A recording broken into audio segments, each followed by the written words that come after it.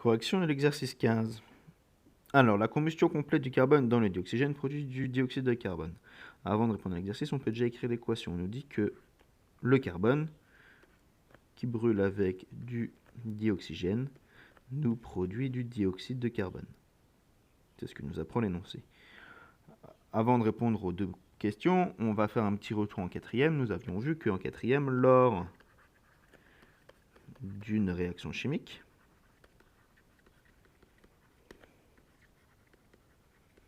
la masse se conserve. Qu'est-ce que ça veut dire, se conserve? Ça veut dire que la masse totale des réactifs ne varie pas. Elle reste la même tout au long de l'expérience. La masse des réactifs est égale à la masse des produits. C'est ça que ça veut dire, la masse se conserve.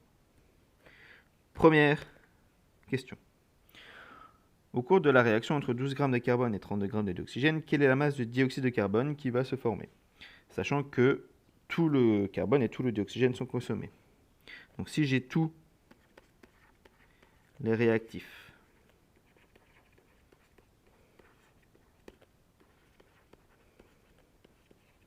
sont consommés, alors, eh bien, on aura les 12 grammes de carbone plus les 32 grammes de dioxygène vont nous donner 44 grammes de dioxyde de carbone.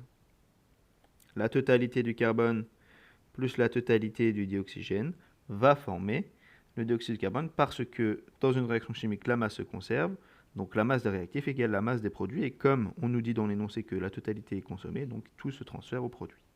Donc on fait juste une simple addition. Deuxième partie, c'est le contraire, on nous dit la combustion de 18 grammes de carbone va former 66 grammes de CO2. Quelle a été la masse nécessaire de dioxyde de carbone, de dioxygène? Donc du coup, là, il faut faire une soustraction. On part de 66 grammes moins les 18 grammes de carbone. Combien de dioxygène a été nécessaire? 66 moins 18 égale 48 grammes de dioxygène.